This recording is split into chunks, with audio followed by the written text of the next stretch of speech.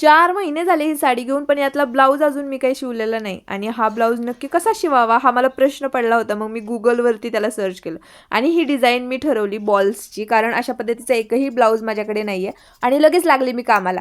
आता जेवढं बघायला ते सिंपल आहे की नाही, तेवढं करायला अजिबात नाही आहे, कारण की छोट्या-छोट्या गोष्टींवरती काम करावं लागतं. एकूण 35 छोटे-छोटे असे बॉल्स माझ्या ब्लाऊजसाठी लागणार होते आणि मी ते अशा पद्धतीने तयार करून घेतले आणि त्यानंतर हा आहे माझ्या ब्लाऊजचा फायनल लूक. पुढच्या साईडला मस्त असा बोटनेक मी याचा गळा ठेवलेला आहे आणि बॅक साईडने मी सिंपल गोल गळाच याचा ठेवलेला आहे, कारण अशा पॅक नेकचे माझ्याकडे बरेच ब्लाऊज झालेले आहेत, त्याच्यामुळे असाच ब्लाऊज मला हवा होता. आणि काल मी बोटनेक विषयी तुम्हाला जे सांगितलं ना, त्या पद्धतीचाच हा मी ब्लाऊज शिवलेला आहे. अजिबात कुठूनही बघितलं तरी या ब्लाऊजचे हुक्स वगैरे काही दिसणार नाही आणि मस्त याचा बोटनेक गळा आलेला आहे.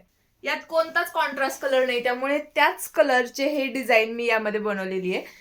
संक्रांती दिवशी मला ही साडी घालायची आणि त्यासाठीच पटकन मी याचा ब्लाऊज शिवलेला आहे. तर संक्रांतीच्या ब्लॉग मध्ये सुद्धा तुम्हाला हीच साडी बघायला मिळणार आहे.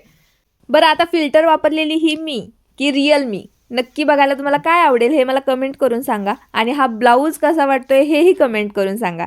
चला बाय.